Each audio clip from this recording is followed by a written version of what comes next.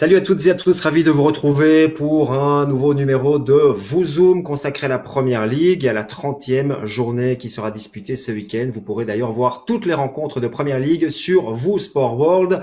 On se retrouve autour de notre webcam avec Philippe Damand. Bonjour Philippe. Bonjour. Avec Christian Skakels, représentant de Eye of the Game. Tout va bien Christian? Tout va bien, Serge, très content d'être là. Très content d'être là aussi aux côtés de Jean-François Remy qui sera évidemment au commentaire d'une des rencontres de ce week-end et plus particulièrement de Leicester-Manchester City. C'est bien ça? Exactement. Bonjour à vous trois. Bonjour à tout le monde. Et puis, Manchester City, c'est quand même très particulier, hein. Guardiola n'a vu aucun de ses joueurs pendant cette période internationale. On peut pas dire que les joueurs se sont reposés, en tout cas pas tous les joueurs que l'on verra ce week-end sur les pelouses de Première Ligue. On va commencer avec vous Christian et avec le bilan. On a joué une partie de la 29e journée dans le week-end avant la trêve internationale. Bon, ça partait un petit peu dans tous les sens avec les matchs de Cup. On rappelle que Chelsea, que Southampton, que Manchester City et que Leicester se sont qualifiés pour les demi-finales de Cup. Il y avait eu aussi 3 matchs de la 29e journée qui étaient complétés, un match de mémoire de la 18e. Mais on peut dire que on a maintenant terminé la 29e journée. Tout le monde n'est pas encore sur le même pied d'égalité. Il y a 2 équipes qui ont 30 matchs et encore 2 équipes qui ont 28 matchs. Les autres ont 29 matchs. Mais on peut déjà tirer un bilan au terme de cette 29e journée, Christian. Journée 29, on est à 290 matchs, il y a 759 buts, on est toujours à la même moyenne que lors de la dernière fois. On a toujours plus de victoires en déplacement avec 114, toujours 6 victoires de plus en déplacement à ce moment-ci de la compétition. Et alors, la nouveauté, c'est ce qu'on avait prévu. Il y a Harry Kane qui rejoint Mohamed Salah en termes de meilleur buteur de la compétition avec 17 et il est également le meilleur donneur d'assist, donc du Harry Kane, rien que du Harry Kane dans cette infographie. Ça nous permet de poser la première question de cette émission. Est-ce que Harry Kane peut être le joueur de la saison en Première Ligue? Il n'est pas spécialement cité parmi les favoris parce que ce sera sans doute un joueur de Manchester City. Mais pour vous, est-ce que Harry Kane est potentiellement le meilleur joueur de la saison avec des statistiques tout à fait incroyables? Bah, si on se base que sur les chiffres, c'est évidemment le joueur qui crève l'écran, hein. Et il faut compter aussi quelques matchs où il n'a pas joué. C'était quelques petits moments d'absence comme ça cette saison aussi. Donc, c'est un joueur merveilleux. Moi, la seule deuxième question que je pose, qui va avec la première que vous avez posée, c'est est-ce que fin de saison, il restera à Tottenham? Puisqu'on sait que beaucoup de grands clubs sont en train de chercher des numéros 9 performants. Donc, voilà, est-ce qu'ils arriveront encore à le garder? Oui, mais la question qu'on peut poser aussi, est-ce qu'un club est capable de casser sa tirelire parce qu'il va coûter très cher et qu'on est dans une période économique quand même très particulière? Je pense qu'avec la disposition qu'il a montrée cette saison, parce qu'il a ajouté cette capacité à donner des passes décisives qu'il avait déjà, mais qui n'était pas suffisamment exploitée, aujourd'hui, ça devient un joueur réellement impressionnant. Je pense que des très très grands clubs, comme le Real par exemple, pourraient casser leur tirelire pour aller chercher un Harry Kane, parce que je crois que ce genre de joueur-là peut parfaitement s'inscrire dans une équipe comme Madrid, voire Barcelone, hein, je ne sais pas trop, mais moi il m'impressionne vraiment et j'en fais sans aucun doute mon MVP de la saison en Première Ligue. Est-ce qu'on peut imaginer, Christian, un Harry Kane réussir un double-double, meilleur buteur, meilleur passeur, et ne rien gagner cette saison? Bon, on sait que Tottenham a encore une finale de Coupe de la Ligue à jouer, mais face à Manchester City, voir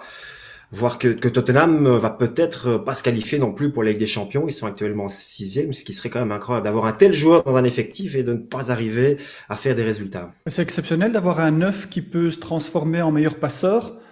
Généralement, ils sont assez égoïstes, tandis que là, il participe complètement à la construction du jeu et il fait jouer les autres et il fait marquer les autres.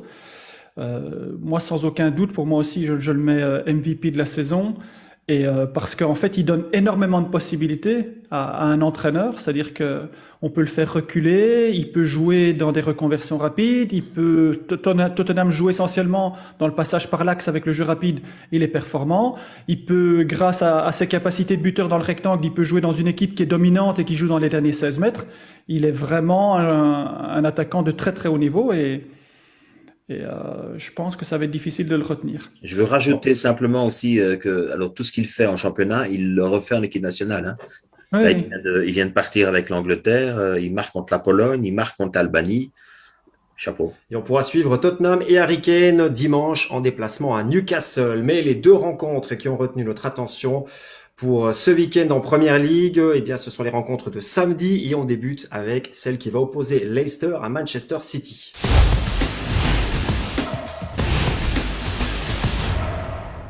Coup d'envoi de cette rencontre à 18h30. On rappelle le classement des équipes. Leicester est actuellement 3e avec 56 points.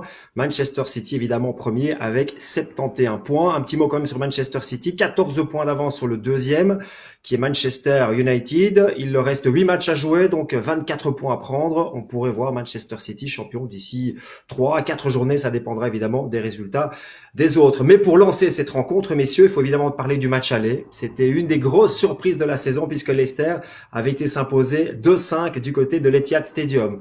Est-ce qu'on peut estimer que c'est toujours le même Leicester quelques mois plus tard et que Manchester City, par contre, a évidemment nettement progressé, Jean-François? C'est une des 3 défaites de City cette saison. J'ai envie de placer ça. Alors, la question, c'est est-ce que c'est toujours le même Leicester? Je pense que c'est toujours le même Leicester. C'est toujours un Leicester capable de créer à un moment donné des exploits. Mais c'est aussi une équipe de Leicester qui peut parfois connaître quelques difficultés dans des matchs qui a priori sont un peu plus faciles pour eux. Donc c'est un peu le paradoxe de cette équipe.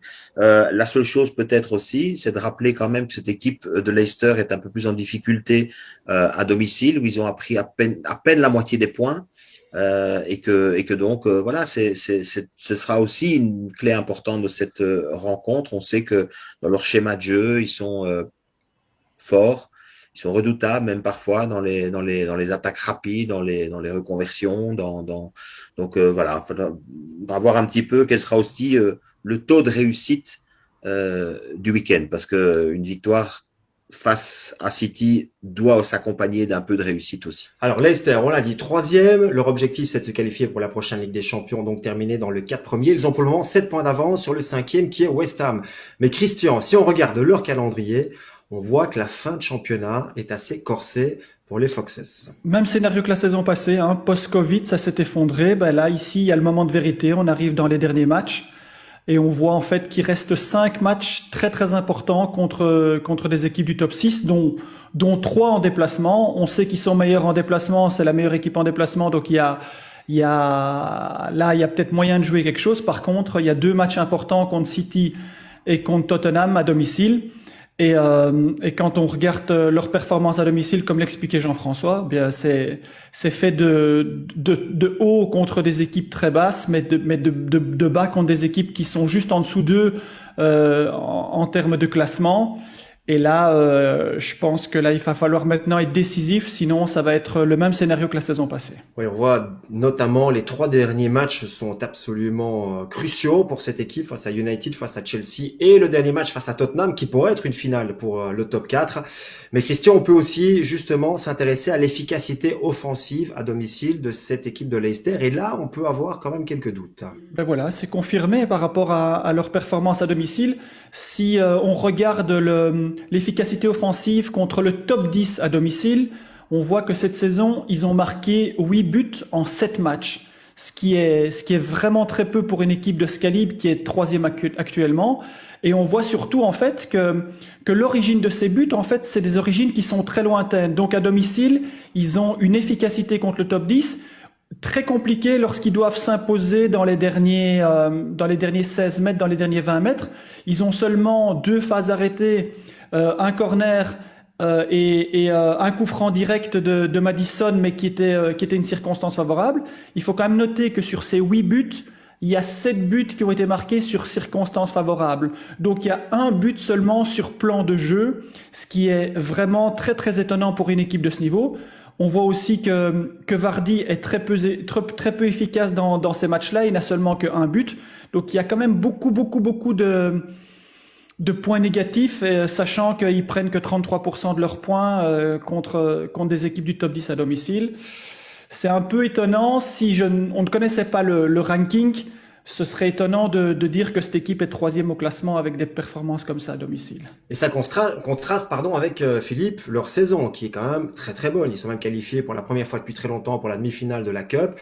Ils sont 3e. On se dit que cette saison, normalement, ils devraient pouvoir s'accrocher au wagon du top 4. Mais quand on voit ces chiffres-là, il y a de quoi être un petit peu inquiet dans les matchs décisifs à domicile. Mais comme on l'a déjà dit, ils risquent de faiblir un petit peu en fin de saison, comme ça a été le cas la saison dernière, parce qu'ils ont fait une très bonne saison la saison dernière aussi. Juste comparé à la saison dernière, il n'y a pas cette coupure entre les deux parties de championnat. Il n'y aura pas d'après-Covid. Là, c'est dans la... Non, non, bien sûr, c'est vrai que c'était particulier, qu'ils ont subi ça de plein fouet à ce moment-là. Mais ici, c'est vrai que l'équipe n'a pas beaucoup changé dans son style de jeu, mais en même temps, il y a d'autres joueurs qui sont venus parce qu'il y a eu des blessures qui peuvent être gênantes.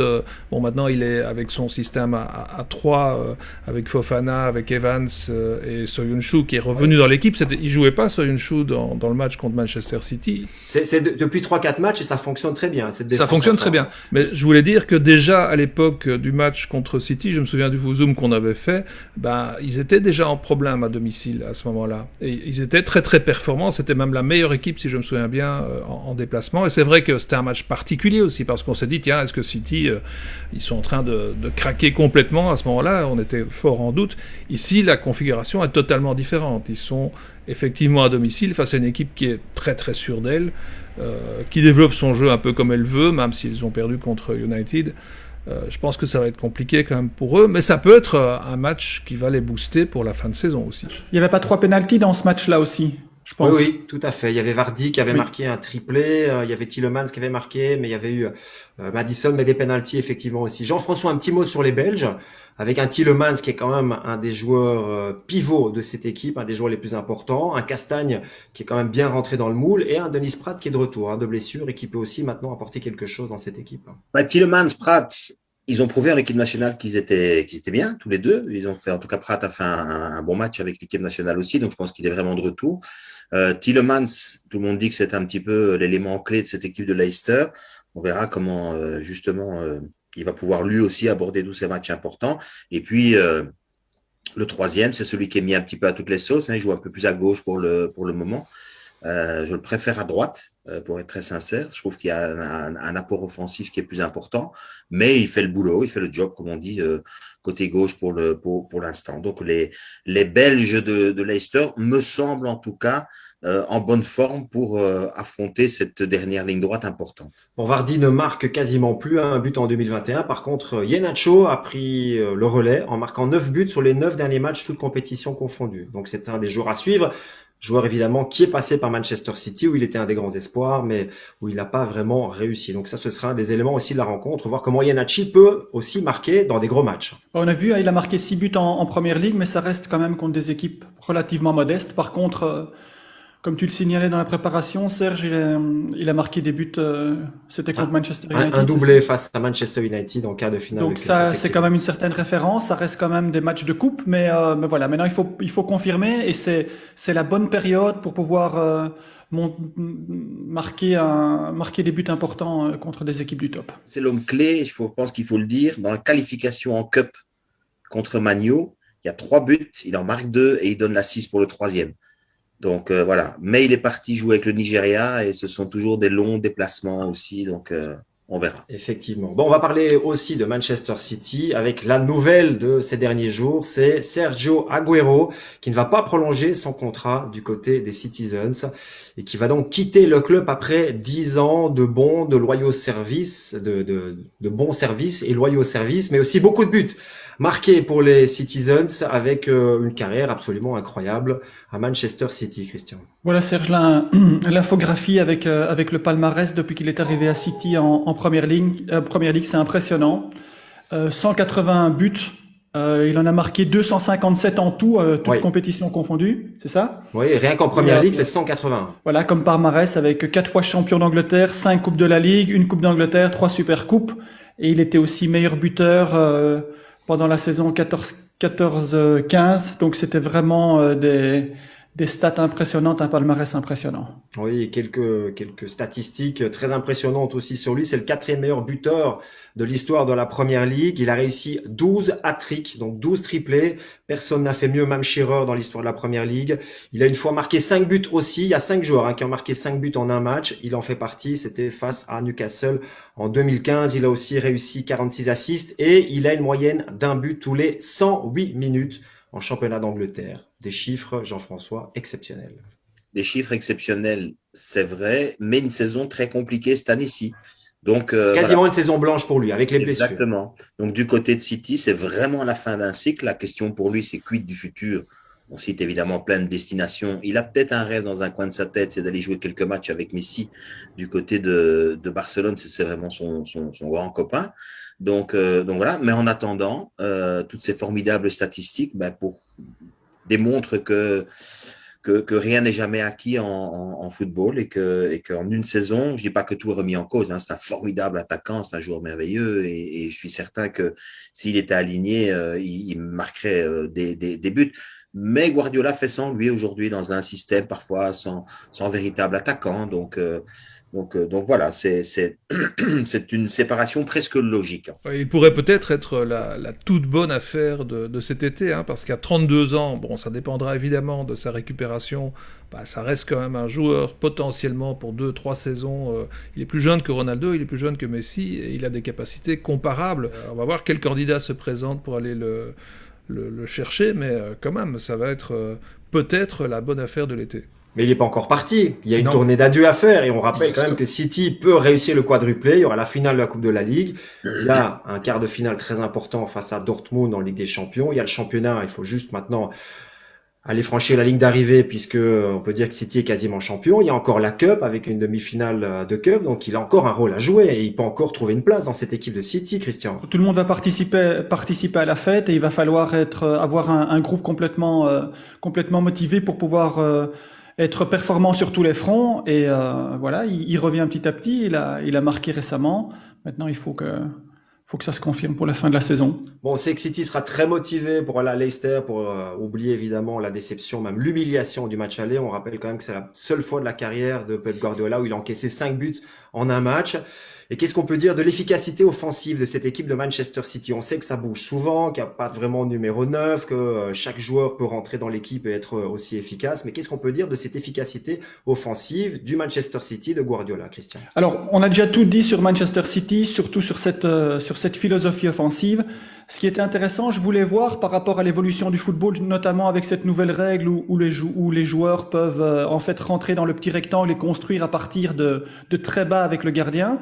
Je voulais voir l'évolution du jeu direct qui s'est passé en fait sous l'ère Guardiola depuis qu'il est arrivé à Manchester City.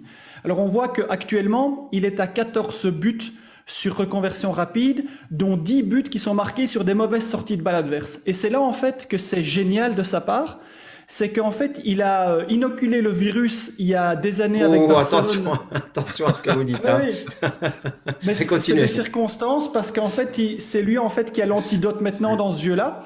Parce qu'en fait, il a tellement persuadé de la beauté de ce jeu, de construire de derrière et de garder ce ballon pendant de multiples passes, qu'aujourd'hui, en fait, toutes les équipes qui n'ont pas les moyens techniques et tactiques de le faire, essayent de le faire. Et lui, aujourd'hui, grâce à la compréhension de ce jeu offensivement, il sait comment déjouer défensivement ce que les autres essayent de faire et de lui ressembler. Et donc, quand on voit que sur les 14 buts, à ce moment-ci de la saison, c'est-à-dire à la 29e journée, il est déjà à 14 buts sur reconversion rapide, alors que ce n'est pas nécessairement le modèle de jeu offensif de Manchester City et pas de Guardiola, en l'occurrence, à travers les clubs où il a été, il y a déjà 10 buts marqués sur les mauvaises sorties de balles adverses. Ça veut dire en fait que maintenant, en fait, il renverse la vapeur. Il a dit à tout le monde, magnifique, faites comme nous, on sait comment déjouer ça et on va vous surprendre. Et c'est ce qu'il est en train de faire actuellement. Pas besoin d'être un grand devin pour estimer, il suffit évidemment de regarder le classement et de voir l'avance de Manchester City pour affirmer que c'est l'équipe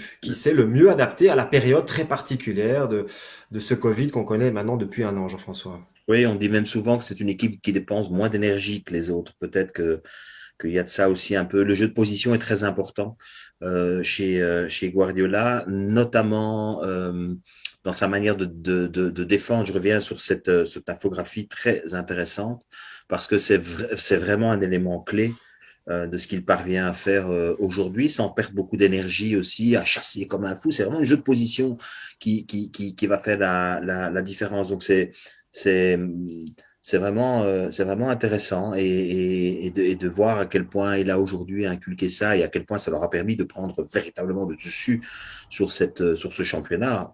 Bon, rappelons qu'il y a eu le petit couac, on va dire dans le derby, mais enfin pour le reste c'est quand même formidable. Ils sont en route dans toutes les compétitions. C'est un véritable rouleau compresseur, quoi. Ouais, bah, une défaite en 26 matchs, hein. 25 victoires, une défaite sur les 26 derniers matchs, toutes compétitions confondues. Je dirais aussi que c'est l'équipe qui profite le mieux ou le plus du manque, de l'absence de public dans les stades. Ils sont sur 14 victoires en déplacement consécutifs, toutes compétitions confondues. Et cette saison, rien qu'en première ligue, ils n'ont pris, Philippe, que 8 buts en déplacement en première Et ligue. moi, ce qui me fascine, c'est que, à la différence de beaucoup d'autres entraîneurs, dans tous les championnats, il est capable de maintenir tout le monde motivé. Chaque fois qu'un joueur est rentré dans l'équipe, alors qu'il ne jouait plus, je pense à Gundogan par exemple, il a explosé. Mahrez ne joue pas tant que ça, mais chaque fois qu'il est sur le terrain, il fait quelque chose. Ses défenseurs centraux qui ne jouaient plus sont revenus, ils marquent des buts. Ça montre qu'à l'intérieur du club, contrairement à ce qu'on pensait en début de saison, et là je pense qu'on s'est tous trompés parce qu'on a cru que Guardiola avait atteint le bout de son cycle dans ce club, bah, c'est tout le contraire. Il a On va gardé... voir qui participer à l'émission, hein, parce que je suis. Non, mais il a gardé la confiance de ses joueurs, et ça c'est quand même essentiel pour réussir. Bien sûr, il a plein d'argent, bien sûr, il y a plein de talent, mais il faut que ces joueurs aient envie de jouer. Et ça, je crois qu'il est en train de le démontrer pour l'instant. Et c'est pour ça qu'on peut estimer que Sergio Agüero aura peut-être aussi un rôle à jouer dans cette fin de saison et marquer ses derniers buts sous le maillot de Manchester City. Voilà pour cette rencontre. On rappelle, coup d'envoi samedi à 18h30.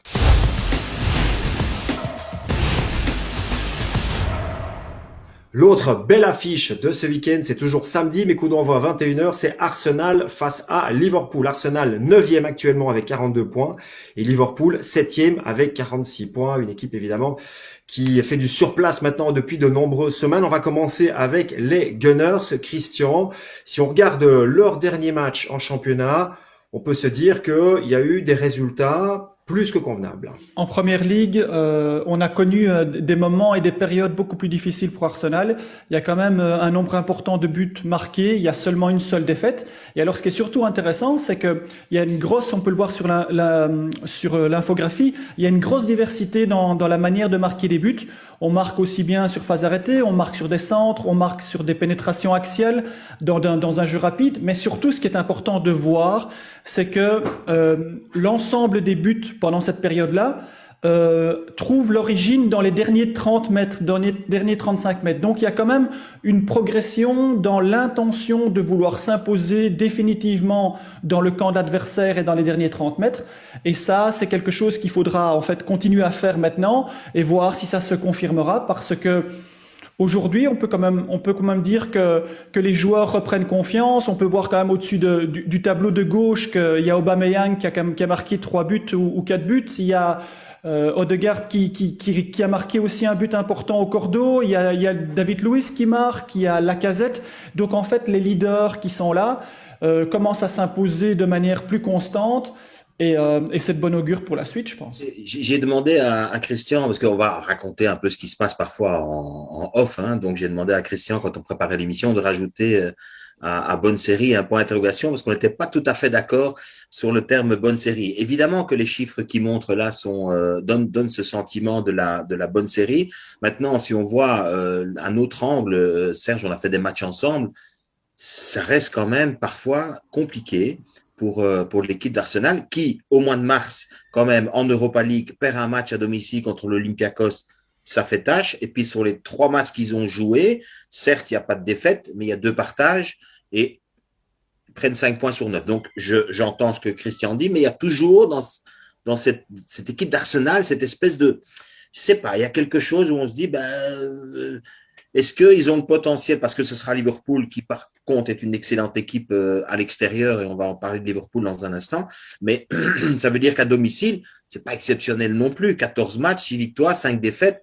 Donc, je sais pas, j'ai pas le sentiment que cette équipe d'Arsenal, malgré le bilan que je reconnais en championnat quand même, où on se dit, allez, ça va mieux, y compris dans le jeu, comme Christian vient bien de l'expliquer, mais en même temps, est-ce qu'ils ont des certitudes avant ce match contre Liverpool? J'ai pas l'impression. Mais moi, je prendrais comme référence le match face à West Ham. Ils sont quand même menés 3-0 après 30 minutes ou 32 minutes de jeu où ils passent complètement à travers. Et puis avec des circonstances un petit peu favorables, ils parviennent à revenir dans la rencontre. C'est finalement 3-3. Mais c'est à l'image d'Arsenal qui n'est toujours que 9e, on le rappelle. 8e la saison dernière, 9e. Et je pense qu'ils peuvent pas espérer mieux qu'une 8e ou une 7e place vu la fin de championnat. Donc, Moi, j'irais plutôt dans le sens de Jean-François avec un gros point d'interrogation. Il y a du mieux, notamment depuis cette victoire face à Chelsea le soir du Boxing Day. Je pense qu'ils sont quatrième au nombre de points pris depuis le 25 décembre. Mais on n'est pas encore tout à fait convaincu parce qu'on a vu aussi, Christian, dans la liste, ils prennent des buts à chaque match. Hein. Il y a quasiment Oui, pas de oui, clean bien sheets sûr, dans bien cette sûr. histoire-là. Ce 3-0 après 30 minutes, c'est inadmissible pour une équipe de ce calibre-là. Mais on sait de toute façon, depuis le début de la saison, si on fait le bilan complet, on sait que c'est une saison qui n'était pas du tout favorable. Mais ça ne changera pas quoi qu'il arrive. Mais par contre, si on séquence, il y a eu des moments cette saison où ça s'est bien passé, où ça s'est très mal passé. Et là, actuellement, c'est une séquence qui est dans leur schéma général quelque chose de plus favorable. Maintenant, il faut voir quelle est la progression parce que aussi l'objectif d'un entraîneur, c'est de soigner. Donc, il doit essayer d'éliminer les erreurs qui sont faites dans certains matchs. Ils ont un début de saison catastrophique. Il a soigné un peu, ils sont revenus un peu dans le coup. Là, ils ont eu aussi une période juste avant le match de Leeds où il y avait 4 matchs sans victoire. C'est aussi quelque chose où il faut soigner. Et là, maintenant, on a l'impression que c'est sur la bonne voie, mais il faudra encore beaucoup de matchs avant qu'on puisse dire que ça soit quelque chose de positif sur un plus long terme. Mais je pense qu'on le dit souvent, quand on reconstruit une équipe, on commence par la défense. J'ai l'impression qu'Arteta, il a fait tout à l'envers. Aujourd'hui, ils ont des attaquants de qualité quand même, y compris des joueurs jeunes comme Saka. Je trouve que leur nouveau milieu maintenant, Ødegaard, Partey et Smith-Rowe, sur ce qu'ils ont montré quand ils jouent ensemble, c'est vraiment intéressant. Ils ont un excellent gardien, mais il leur manque une défense qui soit stable, qui mette le point final à l'équipe pour faire des résultats. C'est peut-être ça le travail de l'été pour construire une équipe vraiment performante l'année prochaine. Maintenant, est-ce que Ødegaard va rester? Ça, c'est aussi une question.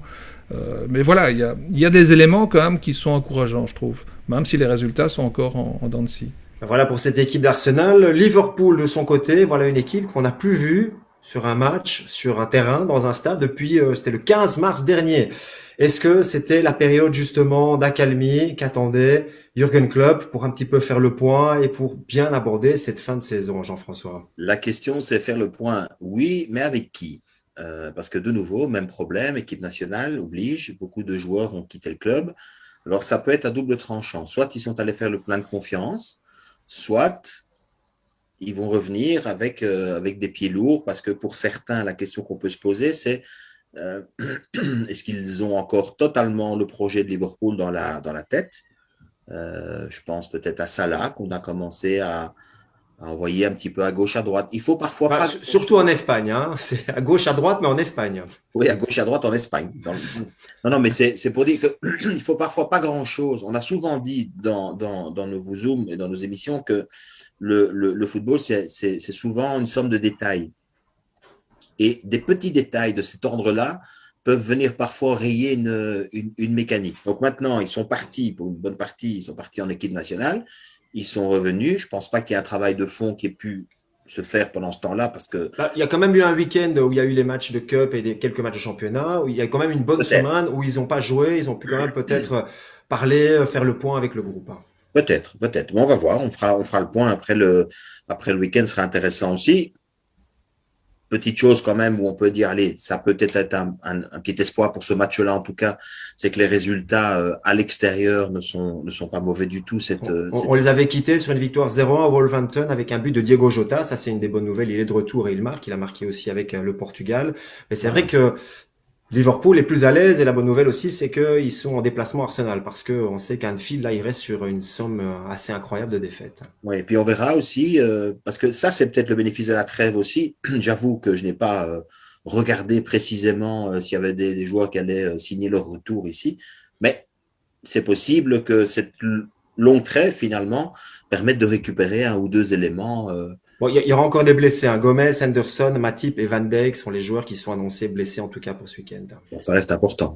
Christian, on a dit quasiment tout, ou presque, sur Liverpool cette saison, mais il reste encore justement des domaines où on voit que ça nous permet aussi de comprendre pourquoi cette équipe est nettement moins efficace cette saison. Il fallait un peu chercher en profondeur pour essayer de comprendre certaines choses. Voilà, ça c'est un domaine aussi dont on n'a pas encore parlé, qui est beaucoup plus déficient par rapport à la saison passée. C'est l'efficacité sur les buts marqués hors rectangle.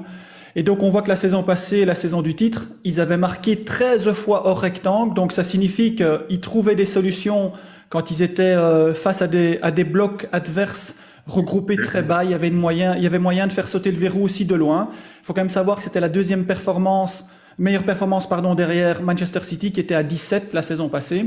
Et cette saison, on est à 3. Et là, je crois qu'il y a que Sheffield, Fulham et Chelsea qui font moins bien avec 1 et 2. Mais là, ils sont à 3 buts sur tir au rectangle. Alors, on a évoqué le fait qu'il y avait beaucoup de tentatives, mais qu'il y avait très peu d'efficacité. Mais voilà, on peut voir que sur les 29 journées, donc dans le tableau en bas, ils ont réussi à marquer seulement sur des tirs au rectangle lors de 2 journées. Et les trois buteurs, c'est Wijnaldum, Henderson et Salah. Donc on voit que les milieux de terrain ont énormément de difficultés à trouver l'ouverture de loin. Il n'y a pas de but sur coup franc direct. Donc c'est encore un aspect du jeu compliqué qui n'aide pas Klopp à retrouver la ferveur offensive d'avant. Finalement, on voit que c'est surtout en défense que Liverpool a été touché par de grosses blessures, mais on parle toujours de l'inefficacité offensive, Jean-François. Voilà, avec des chiffres qui sont... C'est intéressant. C'est intéressant parce que dans le détail, parfois, on trouve des sources d'explication. Et je pense que pour tous ceux qui ont commenté Liverpool ces derniers temps, c'est pas sur le nombre de situations de buts qu'on doit les juger, c'est sur le nombre de buts marqués. Et on a souvent souligné aussi dans l'émission qu'il y avait énormément de centres, qu'il y avait énormément de frappes, mais c'est le ratio qui est pas bon pour le moment. Donc c'était vraiment chouette d'avoir cette précision et cette infographie-là. Je pense aussi que Liverpool est une équipe qui fait plus peur. Graham Souness l'avait dit sur je ne sais plus quelle télé, l'année passée, personne ne voulait jouer Liverpool. Aujourd'hui, tout le monde veut jouer Liverpool. Ça, c'est quand même une grosse différence parce qu'aujourd'hui, on pense qu'on peut faire un résultat contre cette équipe, alors que l'année dernière, ça explique peut-être la difficulté à marquer hors d'un rectangle. C'est que si une équipe a peur de l'adversaire, on va laisser peut-être plus de possibilités parce qu'on a peur, justement. Aujourd'hui, ils n'ont plus peur. Et donc, tout devient très, très compliqué, même pour une équipe comme Liverpool. Voilà pour cette rencontre. On rappelle Arsenal-Liverpool samedi, coup d'envoi à 21h. On rappelle aussi que vous pourrez voir toutes les rencontres en direct de Première Ligue de samedi jusqu'à lundi soir. Merci à Philippe, merci à Christian, merci à Jean-François. On vous souhaite évidemment un très très bon week-end de football de Première Ligue sur vous Sport World et à très bientôt. Bye bye.